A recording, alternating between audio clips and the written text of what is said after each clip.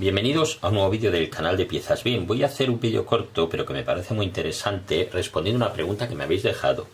A ver si un turbo con algo de holgura en su eje puede hacer que baje mucho la potencia del motor y a la vez se limiten las revoluciones. A ver, en principio no. El problema puede venir del turbo, sí, pero no del eje de la turbina. Que el eje de la turbina tenga algo de holgura, sí, esto puede restarle algo de potencia, ¿vale? Al motor. Puede hacer que salga el aceite. Cuando hay ese exceso de holgura, pues puede salir el aceite del turbo hacia la admisión.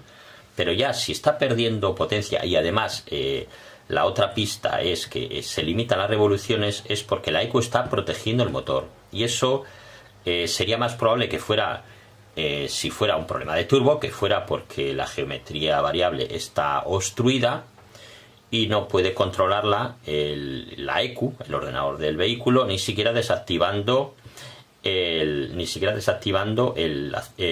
electroválvula del turbo, ¿vale? Porque se está, como digo, obstruida en modo de máxima presión, por ejemplo. Entonces lo que hace es inyectar menos combustible y por eso se limitan las revoluciones.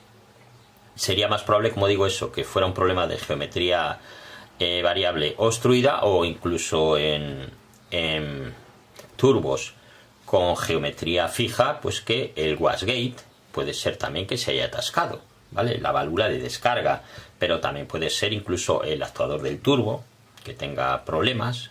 Esto, como digo, en caso de que fuera un problema con el turbo, pero claro, ahí habría que meterlo a la máquina porque es que también puede ser un fallo de inyección y por eso está limitando. Puede ser un fallo con la EGR, puede ser una obstrucción en el filtro antipartículas, ¿vale?